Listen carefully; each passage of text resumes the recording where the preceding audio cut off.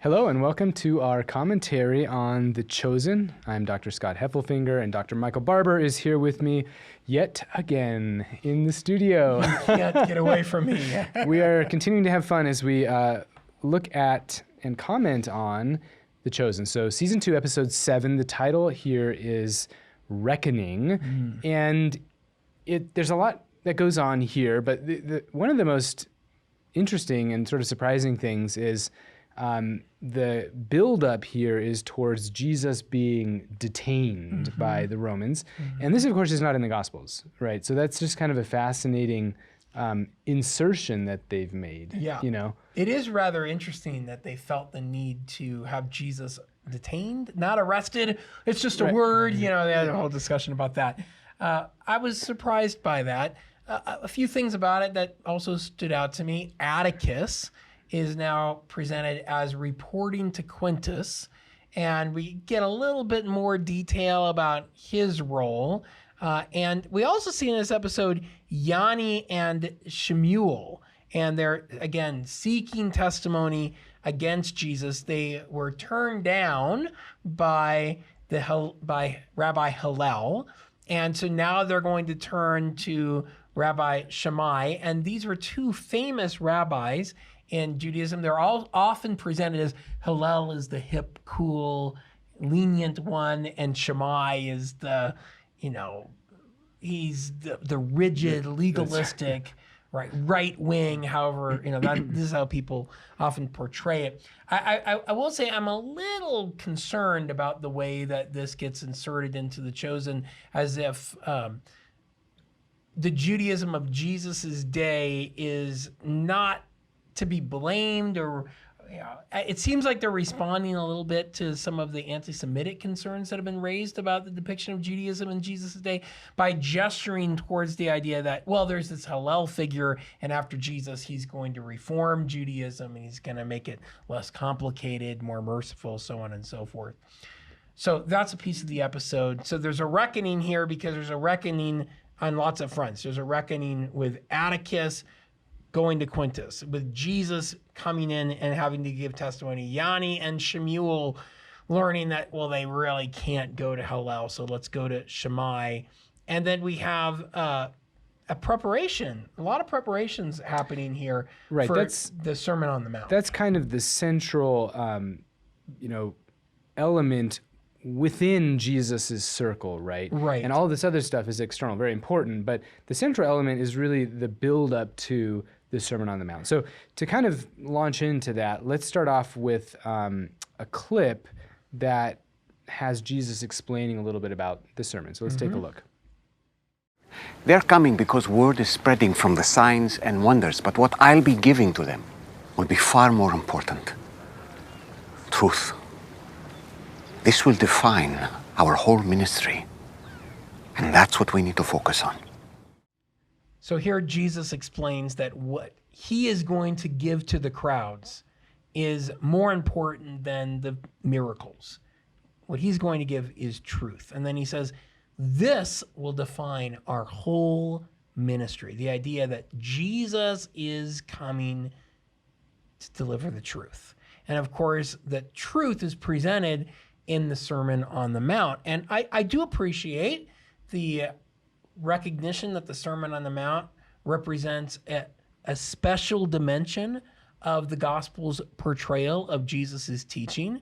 When we were talking about it, you said Sermon on the Mount is like the Magna Carta of the spiritual life. Of the moral life. Yeah, that's right. So, working on moral theology and all of these things, the kind of scriptural foundation stone, if you will, is the Sermon on the Mount, beginning with the Beatitudes. And so a lot of the fathers of the church and doctors of the church and even contemporary authors know that if you want to understand what it means to live life as a Christian, you have to look at, and in a way, you have to even start with the Sermon on the Mount. So when the importance of this sermon is lifted up and it's presented as sort of being definitive for the whole ministry and the truths that Jesus will speak there, that's really helpful to see that this is a big moment, Right. Let's look at what Augustine says about the Sermon on the Mount. This is a quotation from Augustine's sermon on the Lord's Sermon, or his treatment on the Lord's Sermon. And here, by the way, show you a slide. If we go to the slides. Here we have an image of Augustine that I'm particularly fond of. It's an image that was created especially for the Augustine Institute, and it hangs in our chapel here. Yep. So it's the Augustine Institute's Augustine, if you will. Anyway, this is what Augustine says. I think that whoever meditates in earnest love upon the Lord's Sermon on the Mount, found in St. Matthew's Gospel, will find there a perfect model for Christian living. At the close of the sermon, we see that it has brought together all the precepts we need for our guidance in life. I have made these observations to show that this sermon is perfect, since it gives us all the precepts needed for Christian living. Of course, the end of the sermon, Jesus explains, everyone who hears these words of mine and does them will be like a wise man who builds his house on a rock. Now, people hear that expression and think he's just talking about his speech in general, and it's true, but especially in the Gospel of Matthew, this is a reference to the words of the Sermon on the Mount. So I do want to emphasize how important the Sermon on the Mount is, especially because I find that when I talk to lots of Catholics, I have students in our graduate program who are eager to study theology. They say, I can't wait to learn more about Christian moral teaching. I can't wait to understand Christian moral theology. I can't wait to learn more about the spiritual life, the interior life. What should I read? Should I read something like a modern theologian like Serveus Pincus, or maybe I want to read something like Francis de Sales or The Imitation of Christ? Those are all wonderful things to read, but we have to understand that first comes first, and first is the Sermon on the Mount. John of the Cross would tell you, you need to read the Sermon on the Mount, right? All the principles that Saint Therese of Lisieux is articulating often come out of the Sermon on the Mount. So it does seem to be in Catholic circles, at least ones I'm often I find myself in, a kind of thought that, well, if I'm going to study moral theology or the spiritual life, I've got to go to something other than the Bible. Like, well, no, we need to actually start with the Bible, right? Right. So I do appreciate that the Sermon on the Mount is given prominence in this episode. At the same time, let's also recognize there might be some dangers here. Yeah, just mostly that, there are other aspects to Jesus' ministry, right. And the signs and wonders have their place. And Jesus actually does acknowledge that. He sort of says that it's because of those that word has spread, right? And that people are coming. So there is a place for those things. So I think, we might even give it a greater place. And then, of course, what we typically call the Paschal mystery with Christ's suffering, death, the resurrection, all of these components, they're all really important. So the Sermon on the Mount is a central piece, if you will, in Jesus' teaching, and in a particular way in Matthew's Gospel, but it's not the only piece. And I think, we were kind of there's a big build-up going on, and in a way, the sermon gets amped up so much that you start to feel like, this is his big moment, his big reveal, and his debut in a certain way, and that, along with other themes of like, well, Jesus is the revolutionary, and he's got sort of his manifesto that he's making. I found myself wondering, well, amping some of these things up, I can understand, but at a certain point, it almost seems to betray a lack of trust in kind of just the power of the gospel story as it is, So, it's a delicate thing there, and I understand and can appreciate taking some artistic license, but to over-exaggerate one dimension can sometimes just weaken some of the other ones, and I just want us to be aware of that. But I do come back to the point you made that there is, and Augustine gets at this so nicely, I think, where we might be surprised that the fathers of the church and the doctors will often look at things like the Sermon on the Mount and say, everything we need is here. I think we're tempted sometimes to say, well, it's inspired, it's God's word. Jesus just kind of said some things, though, and the fathers don't read it that way. They say, this is the eternal wisdom of God who had, a moment to speak, and he does it in a wise fashion. Similarly with the Our Father, where we sometimes can think of it like, well, some petitions are strung together, but when Augustine looks at that, or St. Thomas Aquinas, they say this is the perfect prayer. It actually contains everything that you need to pray and in the order that you ought to pray it. Right. So to see that dimension of wisdom in the sermon and its importance is a great thing. And the understanding is that Matthew, the evangelist, is drawing together in the Sermon on the Mount the major aspects of Jesus' teaching throughout his ministry. So it's a little bit wrong to think that there was in historical Jesus' life, like, you know, there was this episode where Jesus had this kind of, I don't know, coming out party, right? Where he had this huge, a moment where he was recognized by all the public, you know, as the teacher because of this one sermon that he gave.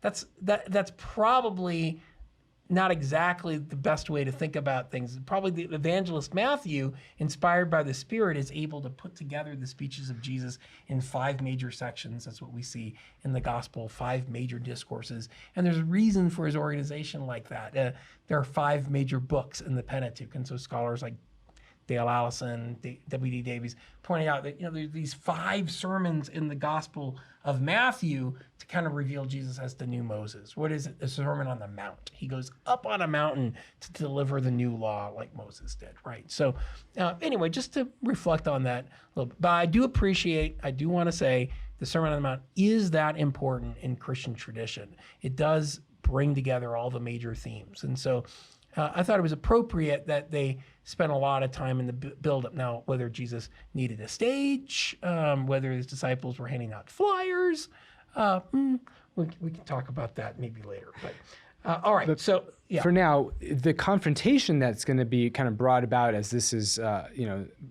brewing or stewing, begins with Gaius and his armed men and Atticus coming up to Jesus. And we've got a quick clip here to demonstrate or to talk about a little point. So let's take a quick look at that. Are you armed? I am not, but some of my followers are. Tell your followers to drop their weapons and step back 10 cubits. I will. All right, so I did like this scene where Jesus says, I'm not armed, but some of my disciples are. And that reflects traditions that we see in the New Testament. For example, in the Gospel according to Luke, at the Last Supper, the disciples say to Jesus, see, here we got this on the slide, guys. See, Lord, here are 2 swords. And he said to them, it is enough. And it's almost like you get the sense Jesus saying, I wasn't talking about literal swords here. We're good. My meaning. We're good. But nonetheless, we do see the disciples are armed at the Last Supper. And of course, we know what happens in the Garden of Gethsemane. We read, for example, in the Gospel of John that Peter took a sword and cut off one of the high priest's servant's ear. And so we do know that the disciples were carrying swords. It may reflect the idea that some of the disciples had the understanding that Jesus would be some sort of messianic figure in the vein of a military commander like David. Mm-hmm. So then there's a kind of a touching moment and an interesting one in this confrontation. Yes, this was nice. Yeah, where Gaius, again, in confronting Jesus, Jesus is trying to... They do a nice job, actually, of showing that Jesus is very much in control of the situation, which I like that kind of... this will come out later as well, but his divine kingly presence, right? Mm-hmm. And as he's sort of taking care of the situation in his disciples, he asks, may I say goodbye to my Ima? Mm-hmm. And then he kind of clarifies in Latin for them, mater mea, my mother. And so that was fascinating that they inserted something like that. Jesus speaks Latin. Who knew, right? Now, this does raise a question for me, and I'm curious, from the Chosen's producer's perspective, what language do they think Jesus is speaking as he's going around Galilee? Because Gaius and the disciples are able to talk. Gaius and Peter talks. So is Gaius speaking Aramaic? Is Peter supposed to be speaking Greek? And in what language are they speaking when they're with themselves? So do they speak the same language all the time? So these are some questions that I had. And then, of course, the other question is, would Jesus have known some Latin? I think Stanley Porter, as a New Testament scholar, has done some good work to show that it's very likely Jesus would have spoken some Greek. How fluent he would have been, how much he would have spoken Greek, how much the disciples spoke Greek, this is a question we don't know. Would Jesus have known some Latin? Of course we know Jesus is divine, but was Jesus speaking Latin? Was Jesus speaking Greek? Maybe not Latin, but anyway, who knows? And so, I mean, the point about language is it's not so much a critique as it's interesting if you're thinking about how it's being portrayed, to hear a Latin phrase come up kind of cues you in to remind you that, of course, we hear them speaking in English, but what is the ordinary language that they're speaking? And there are a lot of colloquialisms in The Chosen that, for example, at one point, I think someone is called like a marshal. What would be the Greek equivalent of that? How much are they sort of importing modern concepts? So anyway, these are the kinds of questions that come up and were raised, at least for me, when Jesus used a Latin expression. Yeah. So one other scene, we mentioned how Jesus says, well, the signs and wonders are helping to spread word about us. That's how people know about us. And there is actually a scene where you see testimony being given to one of those signs or wonders in particular. And we've got that in a clip, so let's take a look at this next one. Cannot personally confirm it, but it wouldn't surprise me. Who cares who he ministers to? I was paralyzed for 23 years and I stand before you now on 2 feet. Jesus. Who on earth can claim authority to forgive sins? The kind of person that can tell a paralyzed man to stand, and the miracle happens in front of dozens of witnesses. Could be witchcraft or sorcery. Witches and sorcerers are required payment for their And services. he gave freely. But why is he in hiding? We don't know. He told the leper on the road to keep the healing a secret. Now, I liked something that was said here. I like that the paralyzed man who's now healed says Jesus can't be a sorcerer because, quote, witches and sorcerers require payment for their services, yes.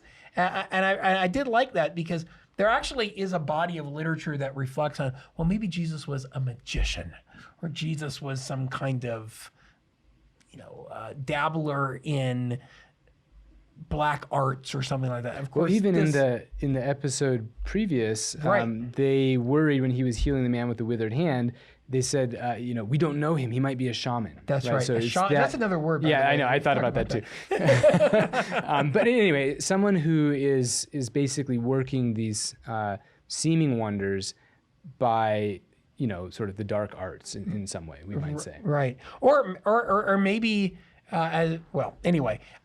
This scene reminded me of a scene in the book of Acts. So if we go to the book of Acts, we read the story of Simon Peter, who is working miracles, and there's a man named Simon Magus. And we read, now when Simon saw that the Spirit was given through the laying on of hands of the apostles, laying on of the apostles' hands, he offered the apostles money, Peter and John specifically. He says, give me also this power so that anyone on whom I lay my hands may receive the Holy Spirit. So here we have the idea of people trying to buy the power of the Holy Spirit. And it is remarkable throughout the Gospels, Jesus performs miracles and he never asks for anything in return. And what Jesus does is greater than what the physicians of his day would have been able to do. And so this did get me thinking. I will just reflect on this. How generous Jesus is in performing these miracles. I mean, somebody could make an argument, Scott, that out of justice, it would have been appropriate for people to give money to Jesus or to repay Jesus in some way. Jesus wants us to respond to him, but not by giving him money. He wants us to give our whole selves to him. In a way, he asks for more. In a way, he asks for more, right. And we just think about all the ways Jesus has worked for us, worked in our lives. He's done things for us in our lives, prayers he's answered. How often do we think, oh, wow, I really owe him for that? We almost kind of take it for granted. And so I did like this whole scene, and I like that the paralyzed man pointed out, no, Jesus can't be doing something shady here because he did this gratuitously. And I think, I think it was Pope Paul VI who said that the church is never more credible than when she is serving the poor. And this is a great reminder to all of us that if we really want to be credible witnesses, we have to be like Christ. And so often we think in terms of, well, what can I get in return for what I've done for someone else? Jesus gives us a different way of thinking. And actually, I mean, it's fascinating to me as you're talking, we mentioned how Jesus says, word is spread because of the signs and wonders. And most of those were these generous acts of healing, of casting out demons, of helping those in need. And after Jesus' death and resurrection, one of the things that the early Christians were most known for were their works of charity. And so it's remarkable that in the same way that the signs and wonders spread the word about Jesus, the early church took precisely that dimension of Jesus' ministry very seriously, care for the poor, and that's what also caused, kind of in these undercurrents, the spread of the gospel. And that's in many ways what they were most known for. And some in the Roman Empire, and even one of the early Roman emperors commented that this is what Romans should do as well, to imitate the care for others. So that's a powerful component. It's easy for us to forget about that. Just to go back to that slide from the story of Simon Magus, how does Peter respond to Simon Magus? May your silver perish with you because you thought you could obtain God's gift with money. So there is a recognition that money is actually an obstacle to receiving God's gift, right? When we're trying to calculate, how much can I get? What can I? God is lavishing his grace, which in Greek means gift. God is lavishing his gift of grace on us. All right, there is also another scene here worth discussing, and that is the meeting of I can't. But I'll DVD, say it that's for all, you. folks. The meeting of Jesus and Quintus. Excellent. Yes, there we go. Easy. This was I liked the way this was set up from a couple of different angles. I mean, first of all, Atticus is there too, and I've already mentioned I kind of like the character of Atticus. He's amusing to me. He's interesting, and I want to see how the character I noticed develops. he wasn't eating at the beginning. You're of right. the scene, I did say he's always eating. But then at the end of the scene, he gets some food and he eats. See, Scott's right. It's really funny. I mean, I'm going to keep watching that too. But and there's a funny explanation about the cohortes urbanae. We've talked about this before, but they're kind of personal detectives of Caesar, and they really existed, but the role is maybe not quite like that. But in the setup of this scene, I was thinking about this just in the visual setup. Quintus sits across from Jesus, and one of the things that I like about this encounter, I'm going to talk about something I don't care for a little later, but one of the things I like is that they are set up as equals. I mean, Quintus is the most powerful Roman figure in this region. And here comes Jesus, who sits as an equal with him in the way they've staged it, who looks him in the eye, who doesn't show a bit of fear or hesitation. And I like that this kind of emphasizes Jesus' strength, his divinity maybe, but he's an equal and more to Quintus. So I liked that in the setup. Right. There are a few things here, like you said, about the cohortes urbanae, where Quintus says that Atticus is the most tenured cohortes urbanae in the history of the Roman Empire. But they were only founded a few decades earlier, so it sounds more grand than it really was. Also, Quintus says that Simon the Zealot is a Sicarii, but that seems to be a confusion of categories. Sicarii and Zealots are probably not exactly the same thing in the first century. We also see that Jesus is rather patient with Quintus, but let's take a look at a clip of Jesus' interaction with Quintus, and then I'd like to talk about that a bit. You're free to go.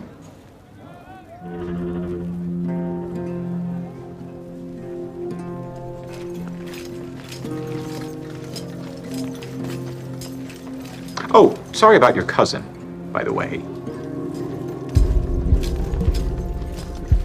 Marching himself into Herod's court and moralizing was not a very wise or brave thing to do. He knew what he was getting himself into. Do you? know what you're getting yourself into.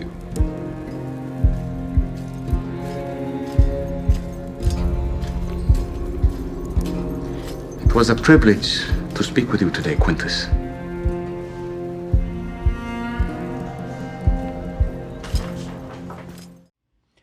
So Jesus says it was a privilege to meet with you, Quintus. I don't know. Maybe I'm okay. So I reacted negatively to this. I found it odd that Jesus and John the Baptist excoriate leaders for their corruption, fearlessly condemning their wickedness. And here's Jesus sitting across from Quintus basically saying, I'm okay, you're okay. It's a privilege to meet with you. This doesn't sound like the Jesus that I know from the Gospels, but what were your thoughts? I mean, you used the word patient earlier, and of course, I think I would expect Jesus to be patient. Right. But I think a word that came to my mind was accommodating, that Jesus is sort of too accommodating to, someone who is, in all likelihood, a pretty evil man. And I'll go back to what I said at the beginning of this little scene, that I think that they're trying to set them up as equals, and I appreciate that. But somehow to show that, it almost seems to me that Jesus kind of trivializes the encounter. Like, to show that he's an equal, he doesn't take it that seriously. And he sits there sometimes kind of smiling, and yeah, it just seemed like there wasn't quite enough friction or even calling out or condemnation on Jesus's part. Like, he's enjoying this almost a little more than we would expect him to. Right. And again, I think it's in the service of showing that he's not threatened really by Quintus, and I get that, and I appreciate that, but still it seems too accommodating. This goes, again, to my concern about Jesus' relationship with Jewish figures in the show, where Jesus is frequently impatient. Is that the right word? He's impatient with the wickedness of the Jewish leaders, but he seems to extend a long line of credit that's interesting. to Quintus here, Yeah. a Roman. And I think what they maybe want to show is that Jesus' arrest and crucifixion is ultimately not going to be due to him breaking Roman law. It's going to be because of, I think what they're trying to do is, and this is also underscored by the scene we showed earlier with the disciples have weapons, but Jesus doesn't. They want to show that Jesus is not a political revolutionary. In fact, there have been historians who have speculated that, well, actually what really happened is that Jesus is a revolutionary who wanted to overthrow the Roman government. And you have people who are famously skeptical of the Gospels who will take that view. You have people who are sort of a Marxist mindset who will take that kind of view. You also have, even conservatives today, like Ben Shapiro is a well-known pundit. And Ben Shapiro is, I've seen an interview with him, I think in Bishop Barron, where he says, oh, well, I think Jesus is a political revolutionary. I don't remember who he said that to, but suffice it to say, it's in the air that some people think Jesus really was all about overthrowing Rome. And I think the chosen producers want to show that was not what was motivating Jesus' ministry. Sure. So. There's another interesting reference in this scene as well. Let's take a look at this moment in a clip. Have you ever visited the Far East, Jesus? I have received visitors from there, but never been there myself. They eat their fish raw. Peel off the scales, cut off the heads and tails, and take a bite. It's quite something. They eat the flesh and spit out the bones. Of course. So here Quintus asks Jesus about his travels. Now, if you go onto the internet, I don't recommend you watch too many things on the internet. As we all know, there's a lot of crazy things out there, like this episode of the. but there are people out there who will claim that Jesus traveled to China or India. This was popular. There was a man named Nicholas Notovich in 1894. He wrote a book called The Unknown Life of Jesus Christ, where he depicts Jesus going to India and Tibet. Supposedly, he found some records in a Buddhist temple, I think it was, of Jesus having gone to the Far East. And anyway, you'll see this out there.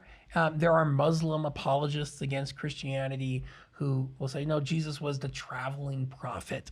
And, he ultimately in the story that I mentioned from 1894, he has to leave India because he criticized the caste system there. But there's no evidence, of course, that Jesus would have traveled to the Far East. And I think The Chosen wants to address that popular legend about Jesus. Now, he does mention that he has received visitors from the Far East. And it seems there that he's alluding to the Magi. But of course, there the East has a very different meaning. We're talking about maybe Babylon or Persia. We're not talking about China or Japan, which is what Quintus seems to be suggesting when he talks about the delicacies of people from the Far East that involve eating raw fish, right? So you're probably imagining here Chinese culture. So anyway, that was a scene that may have seemed a little odd to you. Why did they go down that? All right. It is rather popular in certain circles to speculate that Jesus went to the Far East. And so I think the Chosen producers wanted to go there to clarify, no, Jesus never did such a thing. Good. Yeah. Now, there were other little details in this episode that I thought were amusing.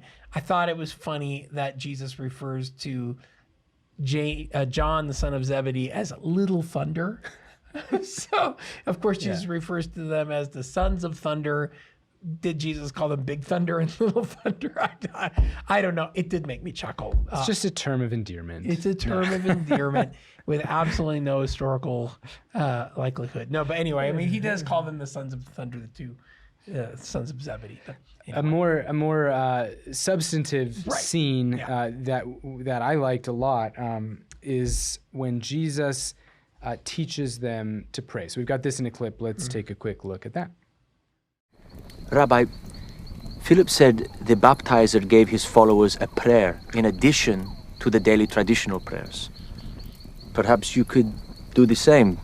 Yes, I'd like to learn more about what you're saying when you're out alone.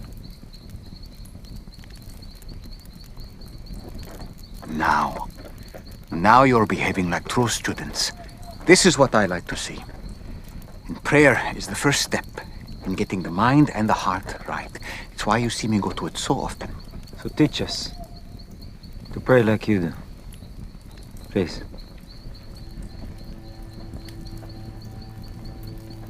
When we pray, we want to be sure to first start with acknowledging our Father in heaven and his greatness.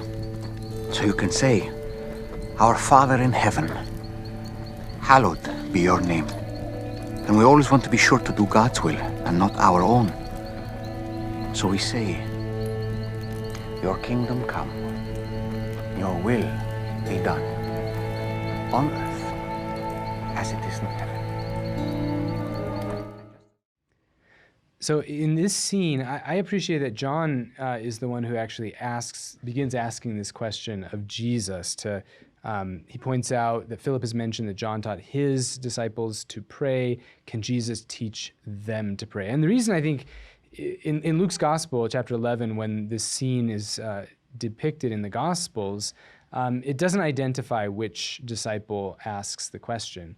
But tradition has John as kind of the contemplative gospel writer in a certain way, and is a model or figure for contemplative prayer in the church. And so I thought it was fitting, if you have to pick, if it doesn't specify in the Gospels, well, who should we have asked this question? I thought it was fitting that John is actually the one who asked the question. And then Jesus commends them for asking. Now they're starting to act like his true students. And he says, prayer is the first thing to getting the mind and heart right. And what I liked in this phrase is that in the tradition of Catholic spirituality, there is this holding together. Prayer is not just sort of about words that we speak. It's also not just about sentiments that we feel. And so if it were just about words that we speak, then you say a few words and you check off that box. Or if it's just about sentiments that we feel, you come out with a warm and fuzzy and it's like, I had a good prayer today. Now, everyone enjoys consolation in prayer, and so that's a fantastic gift, but it's not always there. And in fact, as consolations diminish, it's a sign early on that prayer is actually increasing in its depth. So I liked that they said it's about getting the mind and the heart right. That is to say, prayer engages the whole of our being. It engages our minds, it engages our wills, it engages our emotions, and all of those play a role in prayer. We don't want to kind of isolate any one of those. Otherwise, we tend to have a metric for prayer or a measure for prayer where we say, my prayer was good because, you know what, I spent 20 minutes rattling off prayers or something like that. Or I came out of prayer feeling really good. Or I had this tremendous insight in prayer and therefore it was really good prayer.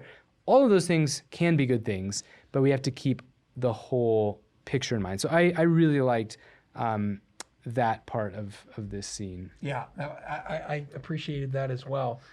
Now, one more detail, one more clip to look at. Jesus talks to Matthew at the end of the episode. He wakes him up. He's asleep.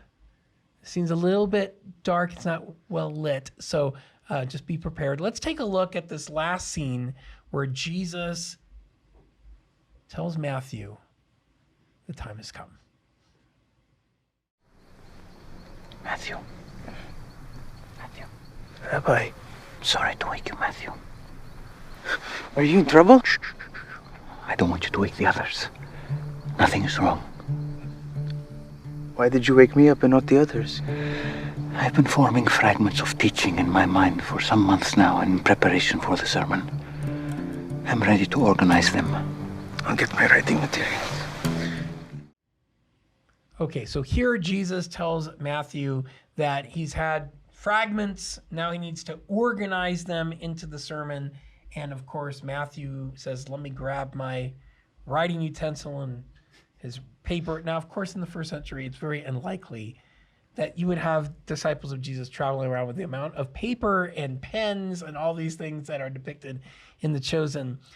There was a very interesting video that was done with Dallas Jenkins and Bishop Barron and some others that was alluding to this scene of Jesus preparing his sermon in this episode and elsewhere as their most controversial portrayal of the life of Jesus. A lot of people struggle with this idea that Jesus would have had to put together his thoughts, organize his thoughts. And Bishop Barron in the conversation on this goes to Philippians 2. In Philippians 2, Paul says the following, though he was in the form of God, he did not regard equality with God as something to be exploited, but emptied himself, taking the form of a slave, being born in human likeness. And that language of emptying himself has often been seen as pointing to the idea that Jesus would have also emptied himself of access to his divine knowledge, right? And so Bishop Barron takes this passage, mentions Augustine, and says, well, Jesus would have had to organize things as a carpenter, right? So as a person who's putting together a table, Jesus would have had to assemble the pieces, and he didn't just snap his fingers, most likely, and boom, the wood became a perfect chair or whatever it is Jesus would have been constructing. And of course, Jesus is a tecton, not just a carpenter. But so that's one way to think about it. I just want to get to this point that I mentioned earlier, and that is this idea of Jesus searching for the right words, for Jesus searching for the right way to arrange his ideas. That seems like it's something different than constructing something out of wood. I know there's an analogy there, but it's not quite the same thing. And what strikes me again in the Gospels is that over and over again, when Jesus is put on the spot, he has exactly the right thing to say. He has the precise words. In Matthew 24, we have the Olivet Discourse. The disciples ask Jesus a question, and he immediately goes into this sermon.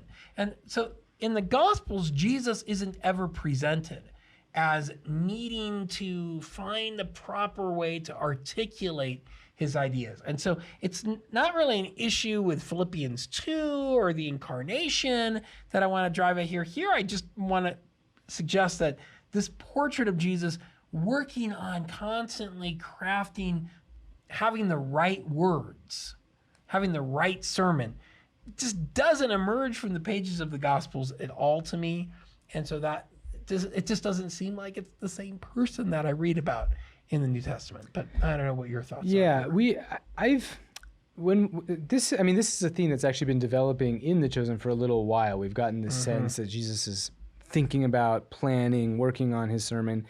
And in the earlier episodes, it was hard for me to kind of, be that okay with it.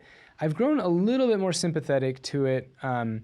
I agree that we don't really see this in the Gospels unless you see some of the series of parables or lessons that Jesus teaches as being kind of tuning things for specific audiences. I mean, you could almost say that. But, the Gospels are in finished form, right? And so they don't write everything. So were there phrases that Jesus retooled or retuned that weren't recorded in the Gospels? I think it's possible. And what the underlying thing for me that I'm still thinking about is, earlier you mentioned, Michael, that, would Jesus have known Latin? Probably not. And if we say why, you also acknowledge it's not because, his divinity means he somehow knows it and he could do it. But there is a degree of, we say that's improbable because he wouldn't have sort of practiced that or activated that. And I think to say, well, somehow there is this lack in a way there with respect to Latin, you could make a similar case, I think, about the sermon, that there's something that needs to be activated or prepared. And so some of these questions, they're very subtle questions about Jesus' knowledge. And as you know very well, these are very subtle and pretty high-level academic questions, the nature of Jesus' divine knowledge, his human knowledge, how these related to each other. And so I'm not quite sure where I come out yet on sort of planning the sermon. Some parts of it I think are a little bit overemphasized, and I have some concerns there. But I've grown a little bit more sympathetic as as it's kind of developed in the presentation. So it's definitely one of these points that's interesting to reflect on. And as always, I think we always say, if it sends us back to the text, that's right. Right? And if it helps us to appreciate, like we were saying earlier, right, that the fathers tend to see this as like a text springing from eternal wisdom.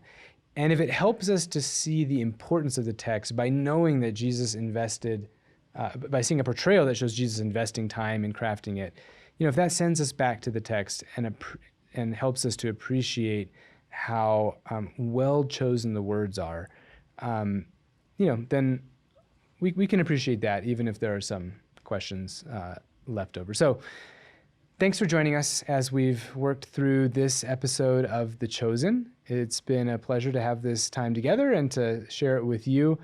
May these thoughts and reflections, along with The Chosen, continue to enrich your life of faith and your journey into God's Word. Take care, and God bless.